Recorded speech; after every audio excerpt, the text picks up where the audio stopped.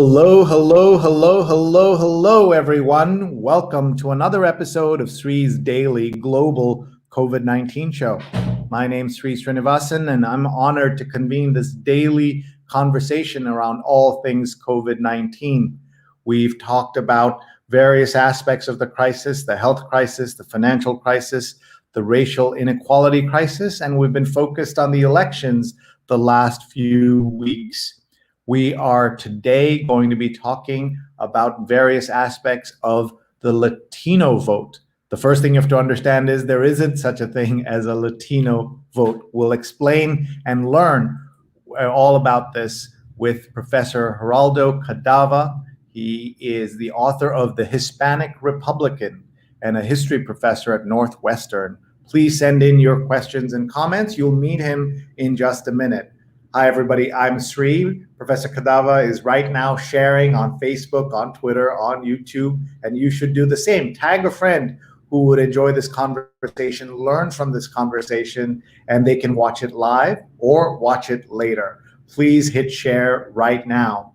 And thank you all for being here. I'm the Marshall Loeb Visiting Professor of Digital Innovation at Stony Brook School of Journalism and the co-founder of Digimentors, a social, digital, and virtual events consulting company. Our motto, don't cancel your physical events without talking to us, and let us help you plan your virtual events. We've done events for 50 people and events for 100,000 people. We bet your event is somewhere between those two numbers, and we'd love to chat with you about it. If you haven't seen our show before, this is, we're right on the cusp of episode number 250. We've had more than 440 guests from 72 cities in 20 countries, including the chief scientist of the World Health Organization. Our archives are at youtube.com/Sreenet. Please hit subscribe.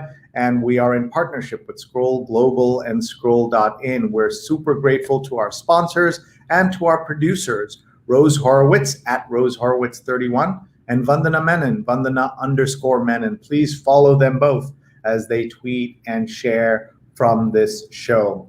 This is episode number 249. We're going to have an epic episode tomorrow, episode number 250.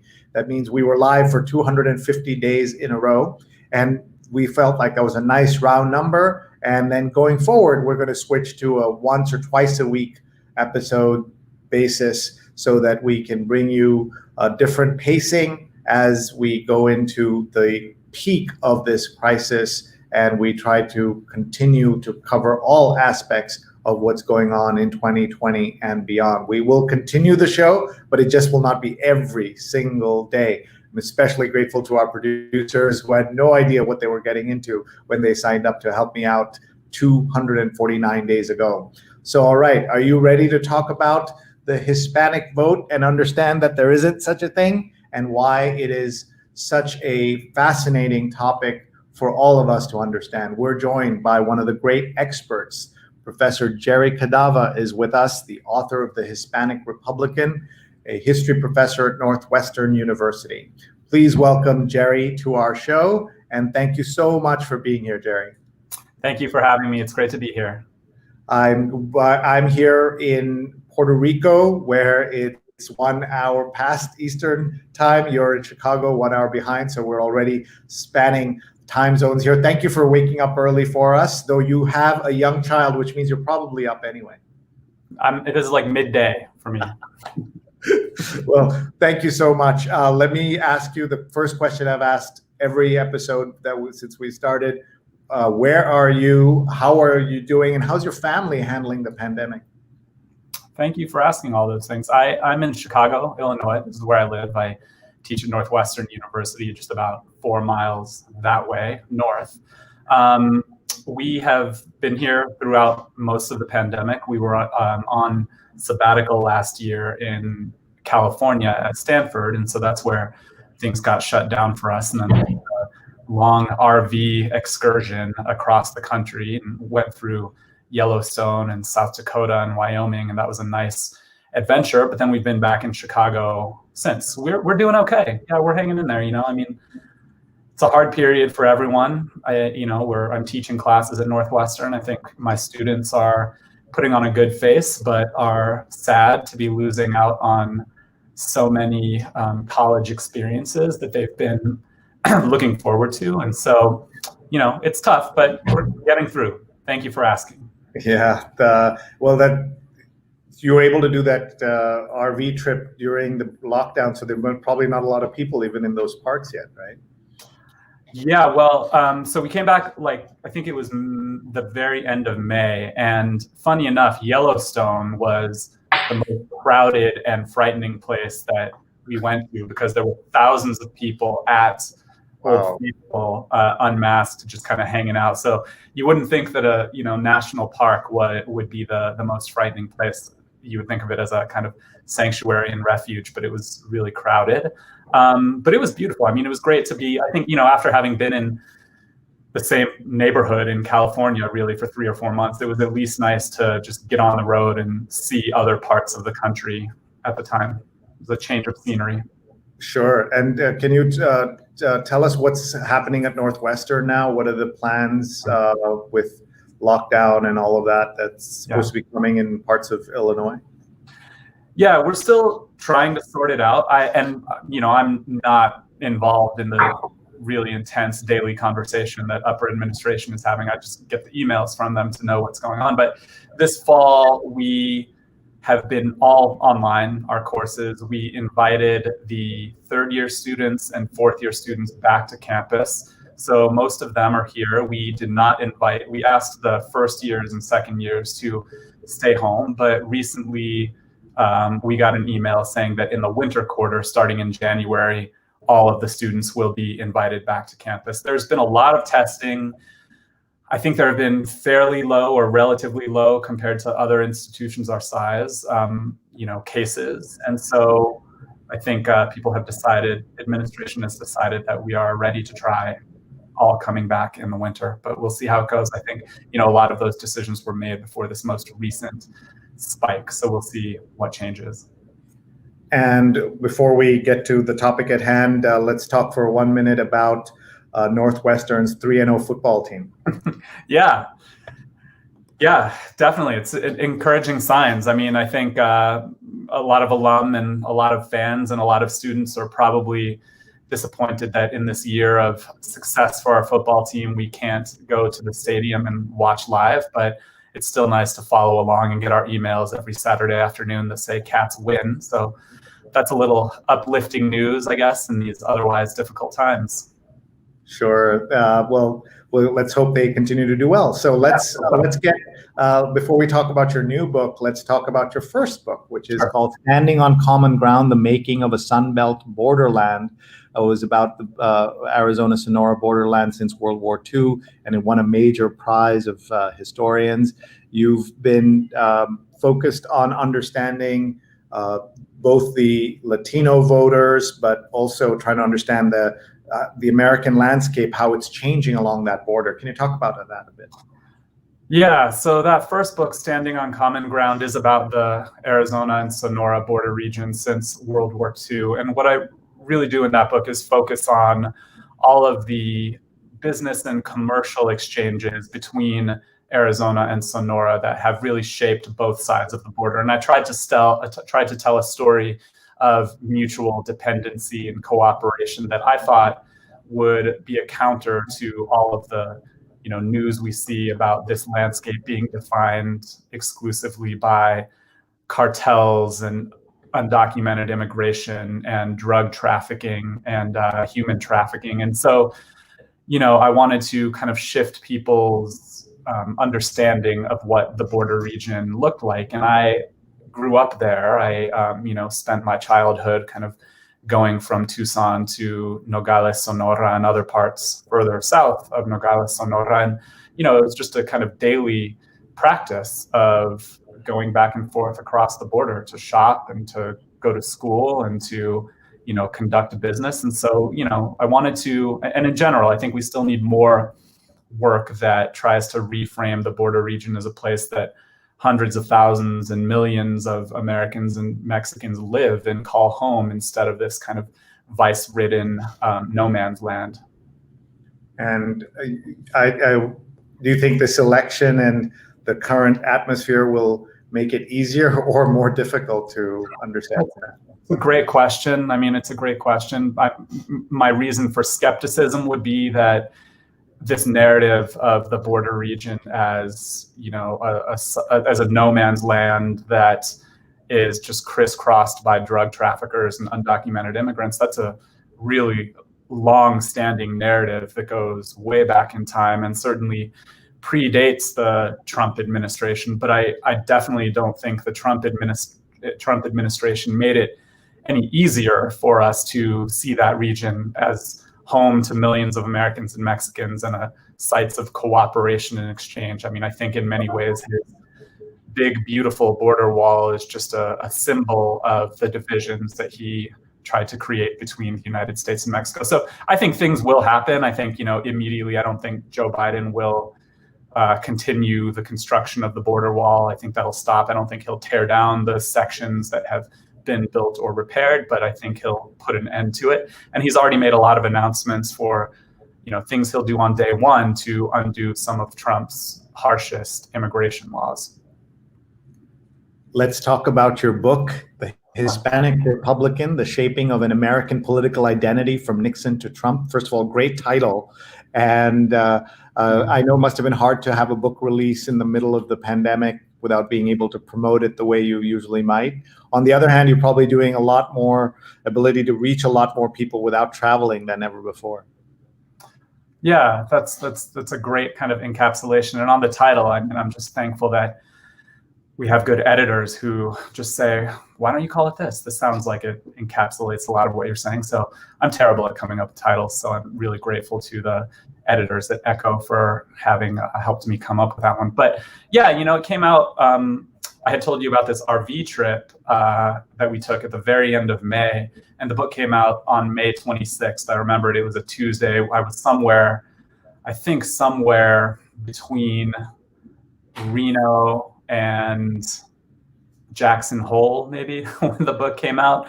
And 3 days later, actually, is when George Floyd was murdered. So I had done all of these pre-recorded interviews that were set to come out that weekend, and for very good reasons, because the news focused on other things, more important things. A lot of those interviews didn't air. So it was a strange time for a book to come out, but this is a very strange and disconcerting time in the United States in general. So to be perfectly honest, I feel like my book felt very small in terms of the other things we were thinking about. But yeah, I think as the election season wore on and as, Donald Trump had a bonanza of Latino outreach in early July, hosting the president of Mexico and also, the CEO of Goya Beans that day when he signed the Hispanic Prosperity Initiative.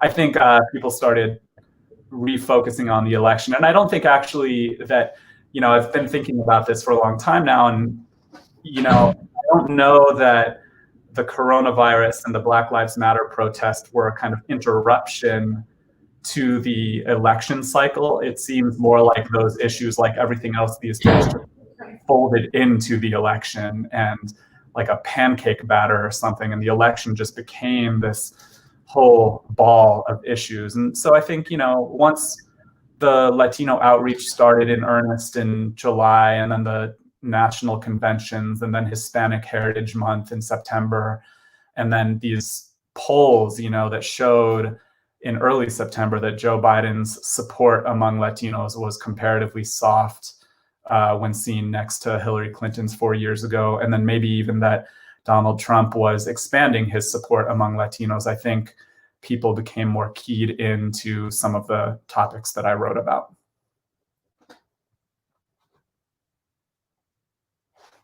Uh-oh, I can't hear you, Sree. Sorry, I just want to make sure that as before we dive into all the topics, do you know if the president of Mexico has recognized President-elect Biden? Good question. I haven't seen that yet. I know that the Chinese leaders did recognize him, and I know that I just heard this morning that more foreign world leaders have recognized Biden than Republican senators. So that's kind of a sad statement. But I don't know in particular about the president of Mexico. Okay, folks, we're talking to Gerry Cadava, professor of history at Northwestern and author of the Hispanic Republican.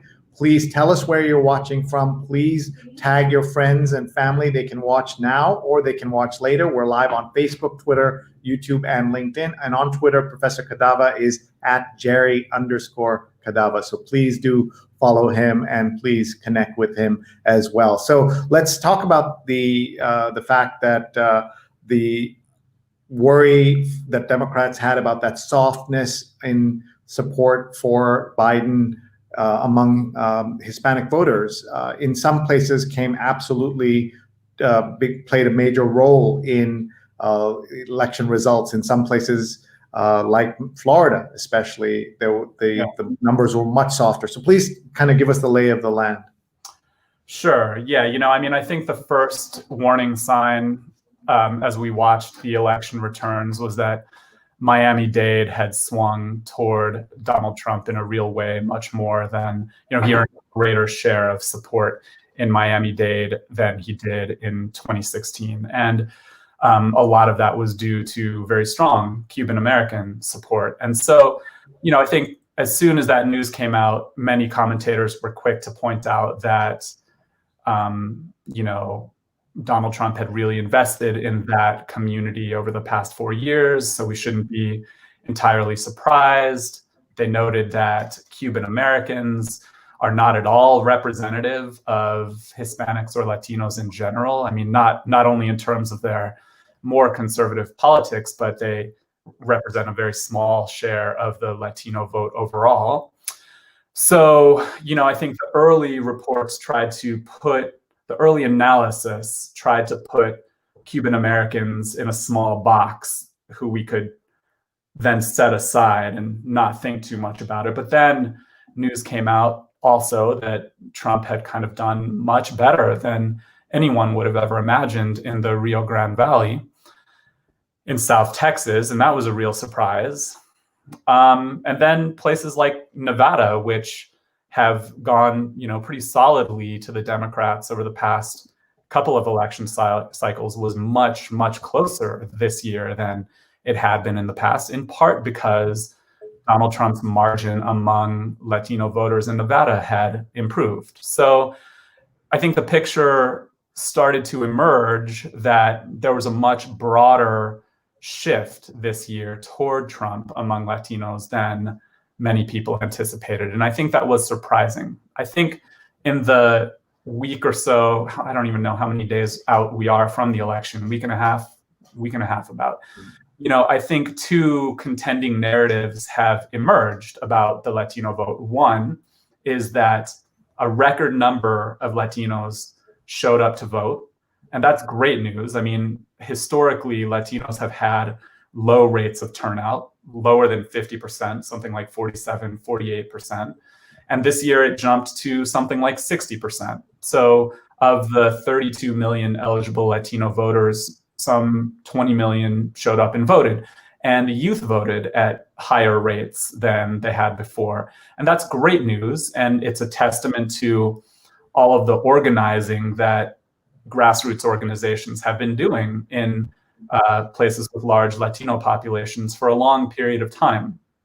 And the narrative there is that a record number of Latino voters helped Joe Biden across the finish line in places like Arizona, Nevada, Pennsylvania, Michigan, Wisconsin, and even made Texas a lot closer than it has been in a long, long time. I think Hillary Clinton lost Texas by 9 points. Joe Biden lost Texas by 6 points. So that's evidence of this narrative that these states with large Latino populations are purpling. They're becoming more swing states. On the other hand, this other side of the narrative is that across the map, not just in southern Florida, not just in South Texas, but across the map, everywhere Latino polling firms tracked Latino voters, states like Arizona, Wisconsin, Michigan, Pennsylvania, North Carolina, Georgia, a greater share of Latinos moved toward Donald Trump.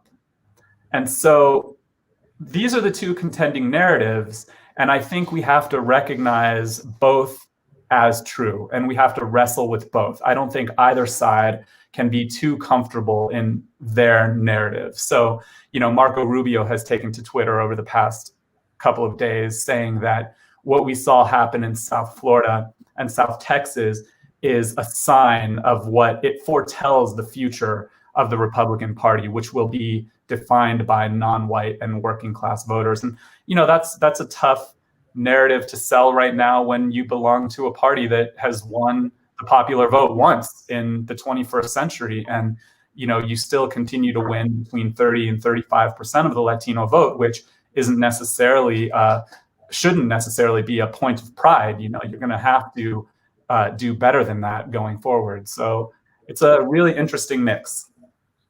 Do you see a ceiling, that 35% as a ceiling for Trumpism and kind of the Republican Party?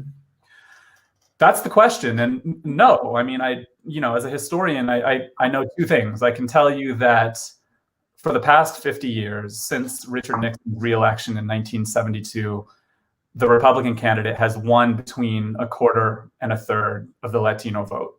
Sometimes it's been a little less, sometimes it's been a little more. We know that George W. Bush in the early 21st century reached towards 40%, maybe even a little north of 40% among Latinos. And at that point, in the early 21st century, there was a lot of optimism about how one day a Republican could win the Latino vote outright.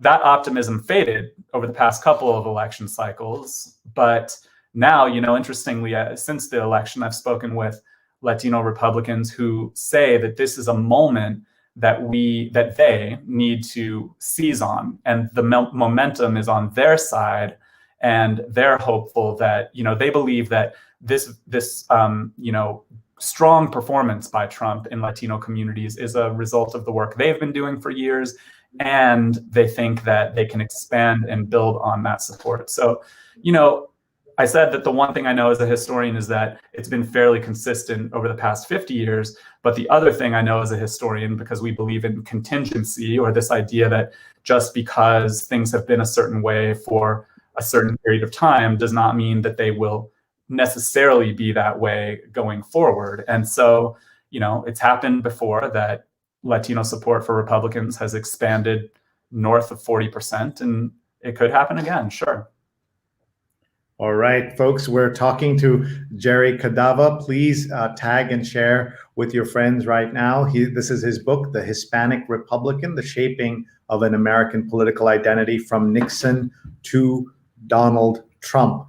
Let's get in here and talk a little bit, if we can, about the stereotypes that we who aren't scholars have about the Hispanic community, that all the Cubans vote one way, the Venezuelans vote the same way, and then the Mexicans vote a different way. Well, how much of those stereotypes are true, and how much of and how many of those things are just kind of ignorance, or things that used to be true that are true no longer?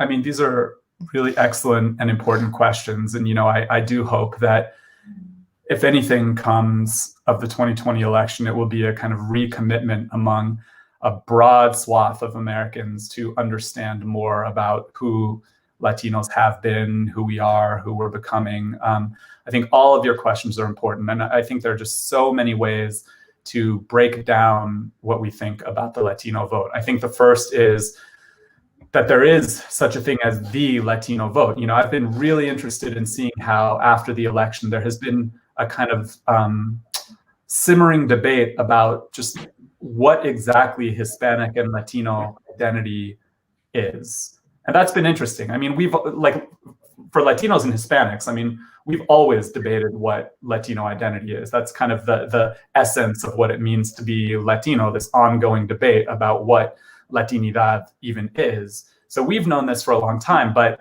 it seems like a wider spectrum, a broader spectrum of Americans is curious about this right now. And so, I would first say that there is no such thing as the Latino vote. There might be debates about whether we vote as a block or not, and whether an 80-20% split constitutes a block or a 70-30% split constitutes a block. But, whether there is a group identity is something that's very much debated.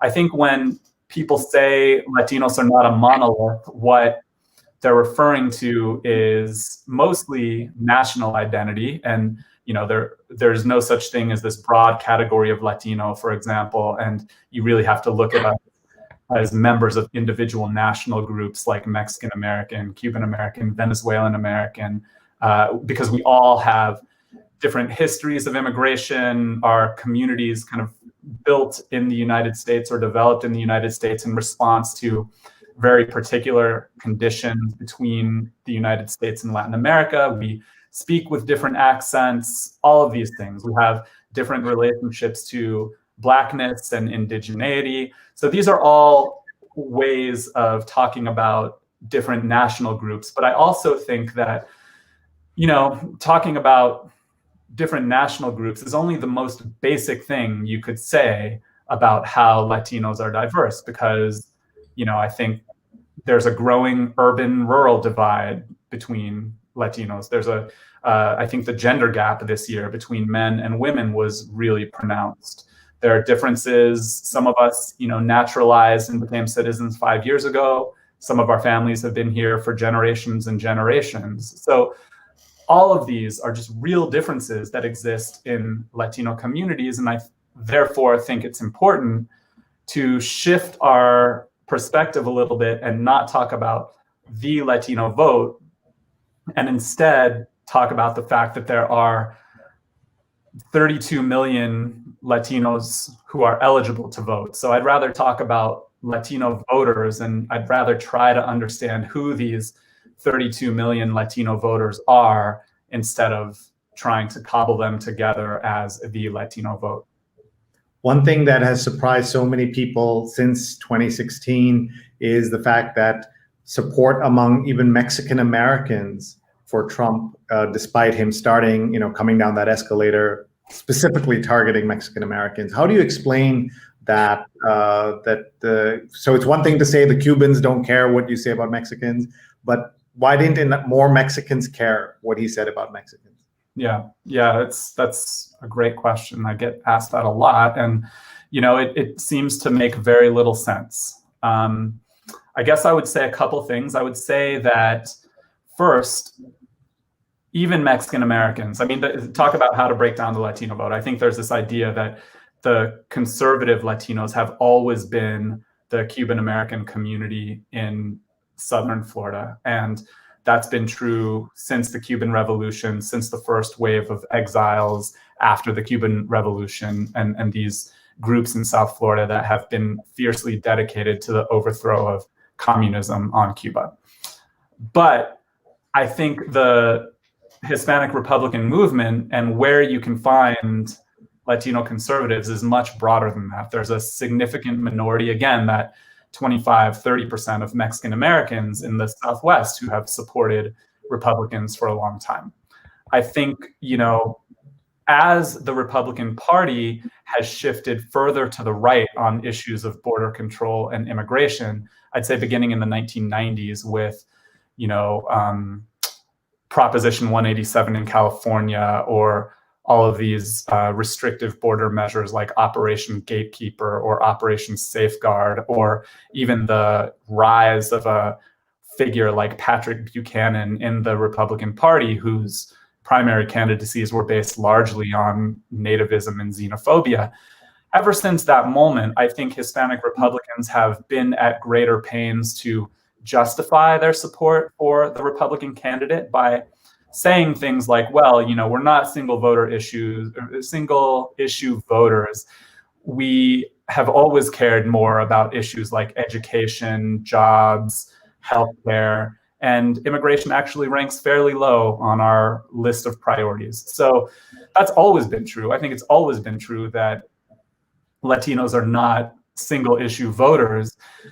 But I think that Hispanic Republicans have had to state that louder and louder as the Republican Party has moved far to the right on issues of immigration. And just to give you, one quick example, and that's a way of justifying support for the Republican that's beyond immigration. It goes beyond immigration. But even when it comes to immigration, there is support among Mexican Americans for strict border controls. I remember interviewing a candidate for a congressional seat in the Rio Grande Valley, a woman named Monica de la Cruz Hernandez. And she's lived in Edinburgh, Texas for most of her life. That's where she's from. She narrowly lost her race to her Democratic opponent this year. And she was really running on Trump's immigration policies. That was an important part of it. Edinburgh, Texas, where she was from, was ground zero for the family detention and migrant detention and family separation policies. And, her area has been a site of increased undocumented immigrant crossings. And she said that, the media got the whole story about family separations and migrant detentions wrong. Border Patrol officers were in fact protecting children because the adults they were coming with weren't their parents. Many of the children were being trafficked for sex work. And so Border Patrol officers were actually protecting the children by separating them from dangerous adults. I think, that story, I've heard it again and again. It's been challenged again and again. And, but it doesn't mean that that narrative does not exist even in Mexican American communities. And I think, many Mexican Americans are also work in the Border Patrol. They're Border Patrol officers, and many communities in South Texas really depend on those government jobs. So, I think it's a really complicated picture, even when it comes to immigration.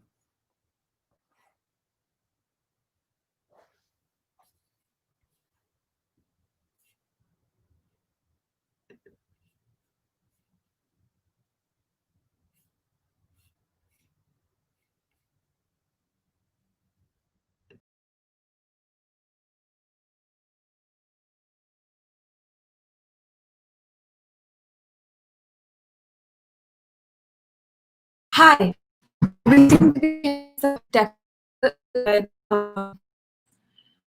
Professor Cadava will be right back.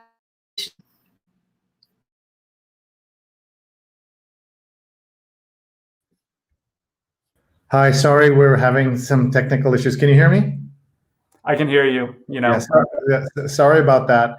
No problem. Thank you for your patience, everybody. Let's take a look at who's watching. We've got comments, people watching from all over the world. Jonathan's watching from the East Village, where he's watched 249 days in a row. So thank you so much, Wow. Jonathan. And let me ask you, Professor from Chicago and Northwestern, a favorite New York City memory? What's my favorite New York City memory? Yes. Oh, wow. Yeah, I actually lived in New York for 2 years after college. I worked at Sullivan and Cromwell, a corporate law firm down near Wall Street, from 2000 to 2002. And I still feel, in general, I know that there are these huge rivalries between Chicago and New York and Second City, and there's, many Chicagoans have a little bit of a chip on their shoulder when they hear people talk about how amazing New York is. And, it's funny, I've lived here for 12 years now, and in many ways I identify as a Chicagoan. And nevertheless, when I, touch down in New York and just walk around the streets and, walking from 100th Street down all the way to Greenwich Village, I love just being able to walk all of the city streets, and it really feels like there's an energy down on the streets in a way that there isn't in Chicago. And I miss that. I miss just kind of being able to walk around the whole city and take subways everywhere. So I do miss that a lot. It has an energy that is unlike any other place I've ever lived. Yeah, and I think everyone should live in New York for a couple of years if they don't want to live here all the time. Let's see, my mom's watching from Kerala in India. Hi, Amma, love you. Sorry, I'm not with you. Have you been to India? No, but some of our closest friends last year in Menlo Park were from India, and we fantasized. We kind of potted up with them a little bit during the quarantine, and we fantasized about going to visit with them. I really hope to make it. Where are you from there? We're from Kerala in the south, and today's Diwali, big holiday, and we saw the Biden hires ticket winning on last Saturday as an early Diwali gift for many of us. Marielle is watching in Kansas City. Have you been? Kansas City, I've been. Yeah, I have family there, and I've done some research at the Dwight Eisenhower Library in Abilene. So that's not Kansas City, but I passed through to do that research. Sure. Arlene is watching from Columbia University. And Rahajan says, good morning from Long Island, up late working on schoolwork. So I actually haven't been to bed yet. Oh, no. So our episode yesterday was last night ended at 10 p.m. And here he is awake 11 hours later. Oh, wow, so, amazing. Rahajan, thank you for watching, and we appreciate you being here. And he has linked to your website so people can find you, and also the HarperCollins page. Has put that up as well. And Vandana, our producer, says that President Obrador has not recognized Biden yet. Can you talk a little bit about that? It seemed like the people who were most supportive of Trump were people like, obviously, Netanyahu, Putin, Putin, and Duterte, people like that. Why would Obrador being that mix of people who are kind of supporting Trump in a way, or at least some kind of signal to Trump at this moment? Yeah, I think it's been a little bit of a mystery to many Mexicans about why their president has developed a relationship with Donald Trump in this way. And, I think there are different interpretations. One is just that, maybe it's realpolitik, and, Mexico really relies, and the United States really relies on its close friendship with the United States and close relationship with the United States. So, out of fear of not alienating its most important ally, that could be one reason. But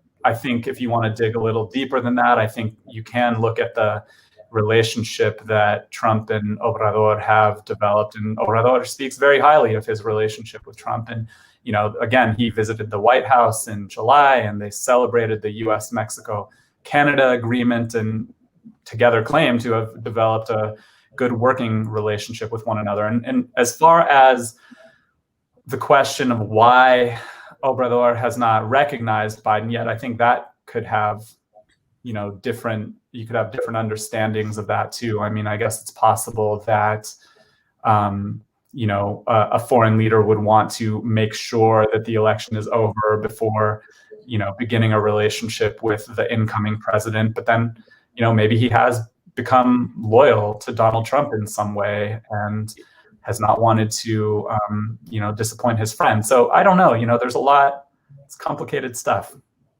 Yeah, and I don't, blame him for trying to have a relationship with your closest trading partner, your immediate neighbor, your giant dominating country right above you. All of that is fine. It's this part that's really puzzling to me, that even when Netanyahu has recognized, and so has MBS from Saudi Arabia, why you would continue to be loyal when there's no need to be, and that's what's surprising.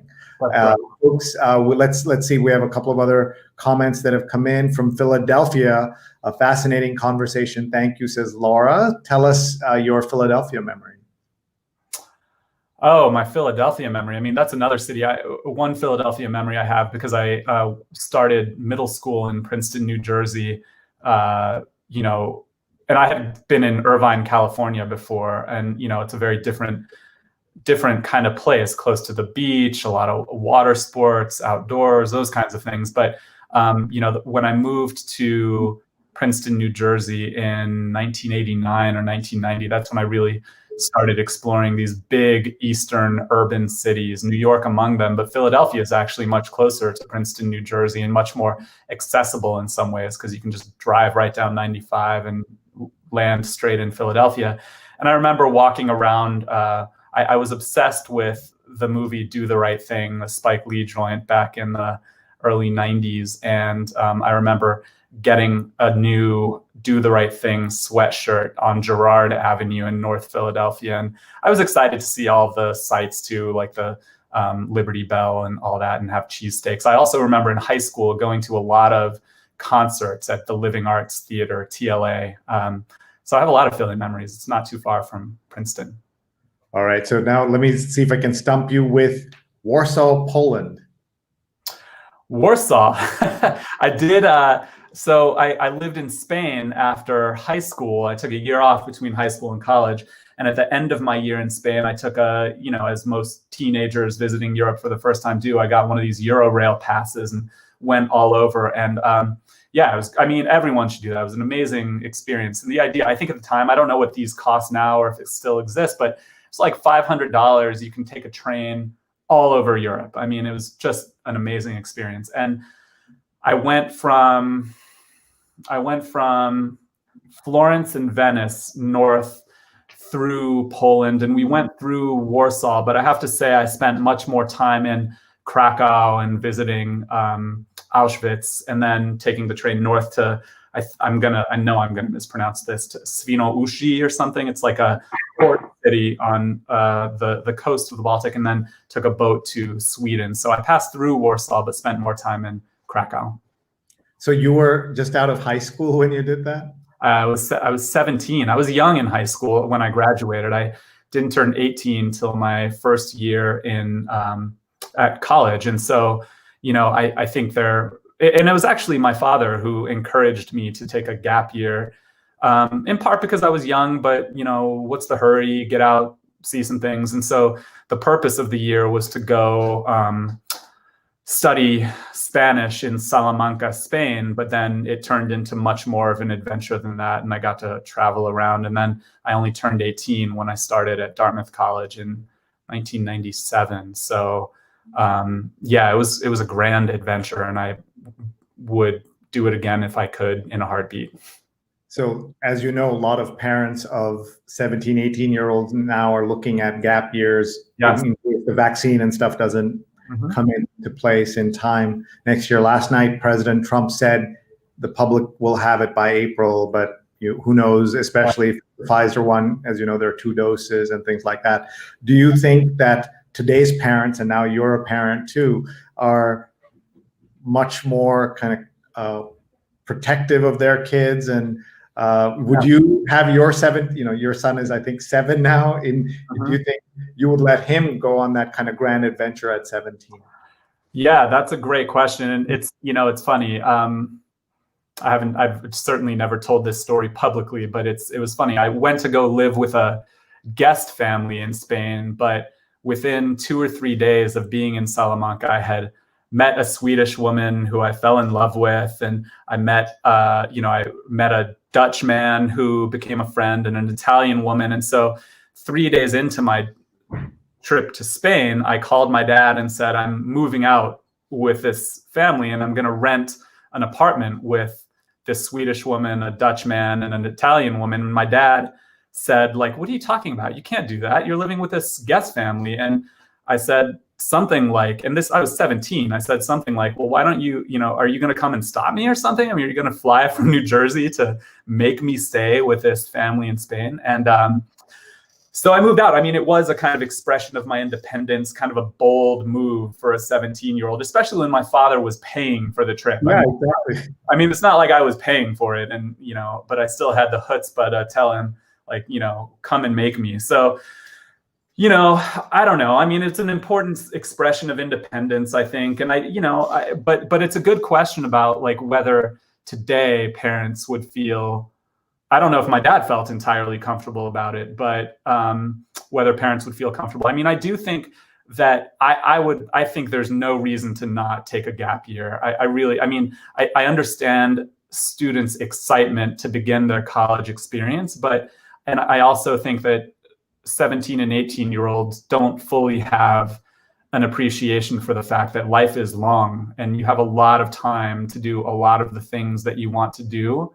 And so what's the hurry? I mean, I think if you take a year off of college at the age of 17 or 18, you can gain a lot of, worldly experience that can set you off on a college career and take more full advantage of college because you've done all of these other things. And, you're still going to graduate when you're 22 or 23 and have your whole life ahead of you. So I don't think you're like falling behind at all if you take a gap year. But, I think what's particularly tricky in this time is that a lot of gap year opportunities don't exist right now because of the coronavirus. So all of those study abroad programs and internships, it's not like there are boundless opportunities for students taking gap years. So that makes it a little trickier, but in general, I think I would fully support everyone taking gap years.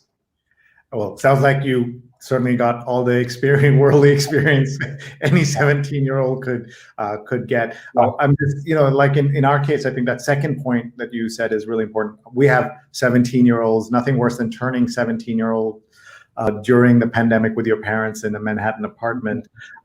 We would love to give them that opportunity, but as you know, today's parents are all about everything being programmed and how many activities are you in and everything, that having a kind of footloose gap year sounds like much more complicated, especially during the pandemic. Not everyone can move to New Zealand, and New Zealand doesn't want everybody there anyway. So it is. Well, my son is 7, and I'm already wrestling with the idea that I can't protect him forever, and every time he falls and scrapes his knee, it's a little reminder to me that I can't be there forever for him. So the question about whether to let your kid go and have a worldly adventure when they're 17 or 18, I feel like our anxieties about that as parents are as much about us letting go as it is about them going and doing things that we have a hard time imagining them doing.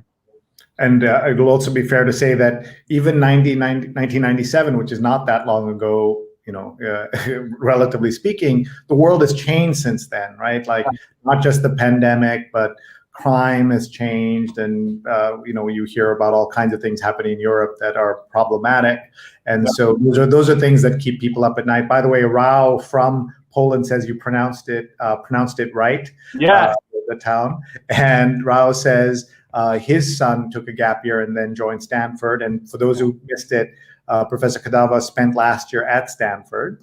And Rao says college admission counselor's recommendation was to take a gap year. And let's see, Laura says, all hail the righteous indignation of the 17-year-old. We have 2 of them, so we know that. And Jonathan says, by the way, Chicago has a wonderful National Museum of Mexican Art. It's amazing. And Rahajan says, I think that if I had taken a gap year, it would have helped me be more mature once I started college the first time. Yeah. I mean, I think that's true. There is like a snobby way of seeing that. I remember my first year at Dartmouth, I kind of formed quick relationships with the other handful of students who had taken gap years. And, I think we kind of quietly talked to one another about, haven't we become so much more mature than all these other kids coming straight from high school? So there's a kind of snobby way of thinking about that and doing that.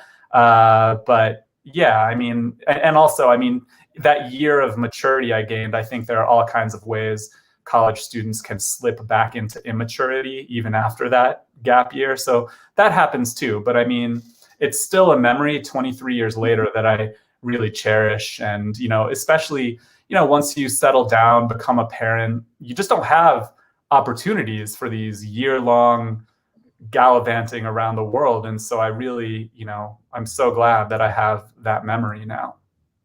I totally understand that. Doug Levy, who's watching from California early in the morning, says, I wish I had taken a gap year. And Rahajan asks, did you have a cell phone with you during your gap year? Absolutely not. This was 95 and 96. So, and then I went to Dartmouth from 97 to 2000. And I remember in my years at Dartmouth, that was just the period when things were turning, and maybe 2 or 3 of my classmates had cell phones, and they were still these kind of weird foreign objects that, no one really paid much attention to. But in Spain, I definitely did not have a cell phone. I mean, you would just do crazy things like agree in the morning to meet someone at 3:30 in the plaza and just show up, and you would be there. And this is what I tell my students all the time, that when I was young, I'm 50 now, so 10 years, at least 10 years older than you. You had to make plans by like Thursday, Friday for the weekend. Otherwise, you wouldn't have any plans. Here, you don't have plans at 5 p.m. and you have all the plans in the world by 6 p.m. Like it's just an amazing difference in time. I do want to ask you about the way that you think about college. Has the pandemic made you think that what students should study, etc.? Is that evolved at all? Yeah, it has, but not in a uniform direction. So I'm advising a couple senior thesis projects right now too. And, students, they're having a hard time focusing on work and thinking about long sustained projects like theses. And so, when talking to them about their theses, and they tell me things like, oh, I could go in this direction, I could go in this direction, I could go in this direction. And I just want to tell them, like, do the thing that will bring you some measure of joy right now, something that you can invest in and get engaged in and excited by, just because I think all of us are having a hard time maintaining a level of excitement for our work and things that we can commit to. So, one response to the pandemic is just do right now anything you can to find some moments of joy in that work. But then, there are other things. Like I think students now are really concerned about job insecurity and not knowing what they're going to be able to do after college. So I think there's another, perhaps opposite impulse to double down on doing something that feels practical to them, because we don't know what the world is going to look like after the pandemic, but they want to find employment. And a lot of students at Northwestern in particular, especially like first generation students or minority students who, whose parents sacrificed a lot to send them to Northwestern, want them to feel like that investment and sacrifice was worth something. And I think those are all arguments for more practical majors. But, sometimes I want to tell students, like, during this period in particular, like, if you think about it 5 or 10 years down the road from now, what is the thing that will help you look back on this period and think that you did something worthwhile, you made the best of it? And that's where I think, maybe students could take some risks and do something creative. I mean, what's the issue in the world that they most want to explore, and just throw themselves at it, take some risks. So I've had those ideas about going to college in the pandemic, but I don't know that they point in a single direction to either, like, pursuing a more practical major or doing something more risky and creative because you want to be passionate about something. Well, thank you. We didn't intend this to be only a discussion about college and gap years, but here we are. We're going to get back to our topic, but I did want to show everyone that you've been interviewed by far more interesting people than me. Tell me about this experience. And for those who haven't seen Trevor Noah in a bit, you can see he's grown out his pandemic hair. Yeah, you might recognize the same setup in back of me here. But yeah, that was the day after the election. And I think, he was probably curious about this early news about how Latinos had voted. And the thing that I really loved most about this conversation was that I think that as a South African, Trevor Noah has this kind of outsider's perspective on American politics. So all of these things that we debate in the United States about identity politics and Latino identity and Black identity, he has a different take on those topics that is informed by his experience as a South African and isn't burdened by the past 50 years of American thinking about identity politics. So in some ways, I thought his questions and perspectives were really, really fresh, and I liked that. And it was fun. The other thing I enjoyed about that conversation is that, look, we're talking about serious stuff, for sure, but we can do it in a little bit of a lighthearted manner. And I think we need some joy and laughter these days. So that was fun about that conversation too. All right, so let's see if we can just play a little bit of it and see what the conversation was like. Social distancing show. Thank you so much. Let's see, we may be having some tech issues there, but that's okay. Folks can just Google Cadava and Trevor Noah or The Daily Show and find it. It's also pinned to the top of your Twitter page, which is the best way to find it. So just go to Gerry_Cadava and you can find that. So before we let you go, just a couple of things for us to think about as we look at the Georgia election. How much of an impact do you think Latinos will have there? I don't know if you know any of the stats off the top of your head, but what are your thoughts about that?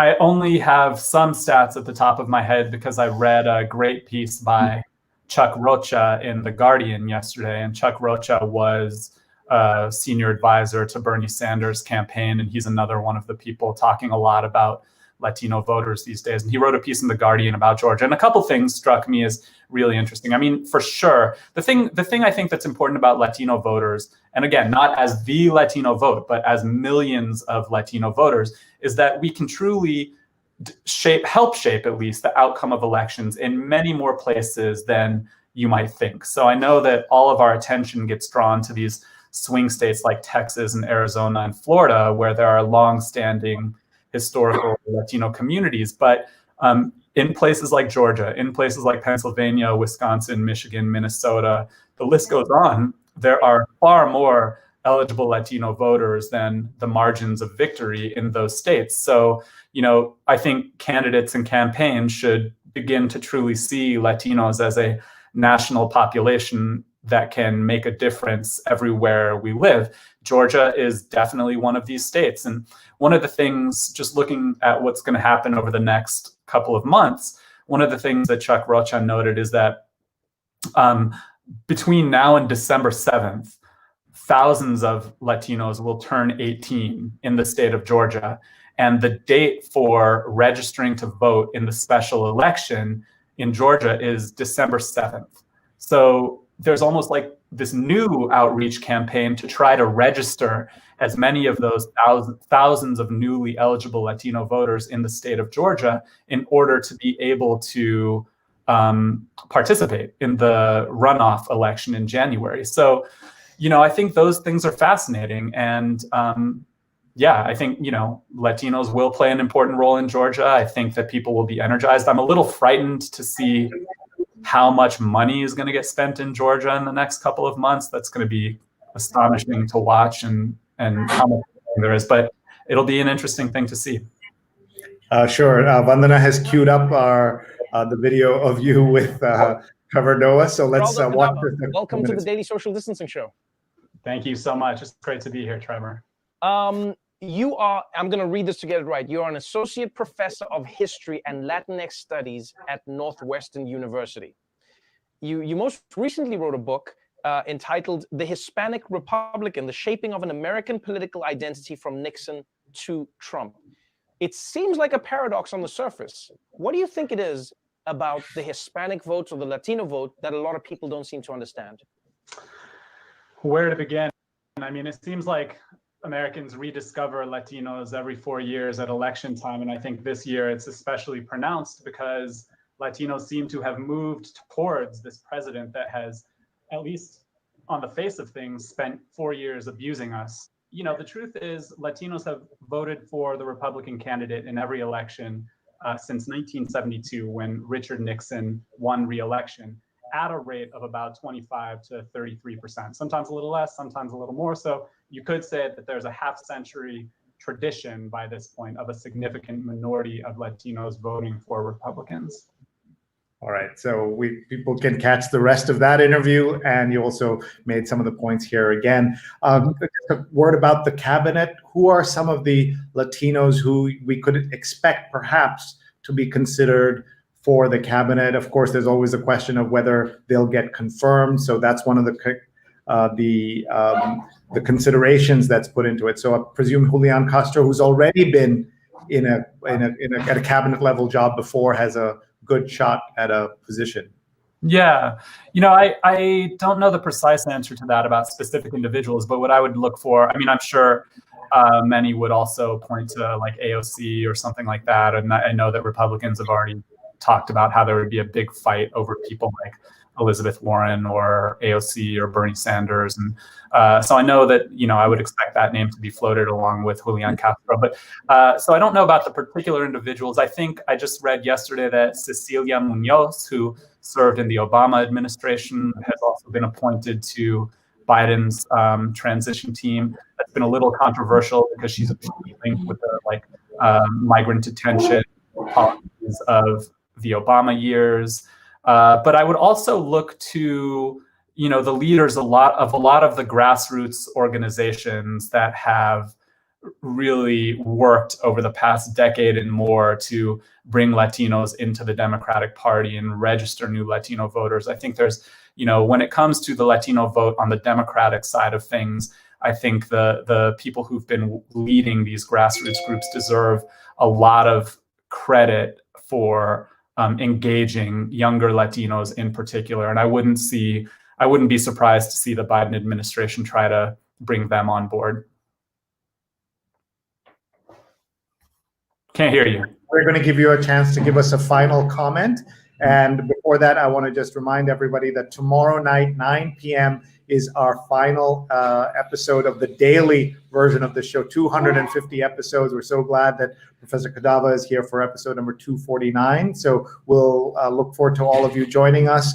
We also have a big show tomorrow morning, 8:30 a.m. Eastern. We've been reading the New York Times out loud for 5 years in a row, where we talk about the New York Times with great guests. And our next guest is Rick Burke, who's the editor of Stat News, the big science news website. And he spent 28 years at the New York Times as an editor. Also today at 10 o'clock, we have our friend Stefan Kaplan's show, which will run, called the Spin It Social Hour with Anthony Quintano, who's an amazing photographer. And then tomorrow we also have our other show, She's on Call, which runs with two fabulous surgeons, Dr. Sujana Chandrasekhar and Marina Kurian, and they will have two experts on gastroenterology. And of course, they'll also talk about all things COVID. So with that, let's turn this back to Professor Cadava and his thoughts, his final thoughts for today. And we're so grateful to him for being with us and spending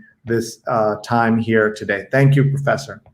Thank you so much for having me. I was so close to joining you guys on a milestone for you on 250, but I'll take 249. That's fine. So, thank you so much for having me. I mean, it's been fun to talk not just about my book, but about the world we're living in right now, and, raising kids and adventures in Europe. And I enjoyed the chance to engage a little bit with your dedicated listeners. So thank you, all of you. I guess in closing, I would just say, if you have the opportunity, take some classes in Latino history and read some books on Latino history. And I think, the more that all Americans get to see Latinos as, fellow citizens and neighbors, and with long histories in the United States, the more you'll get to know about us, and the less you'll be surprised when we do or don't vote in a particular way in elections. That's wonderfully put. And I would say Latino history is American history. And so we should definitely be reading that. I think there's a lot more awareness about the importance of understanding Black American history. In the same way, Latino American history is really important. With that, we'll leave you. Thank you very much.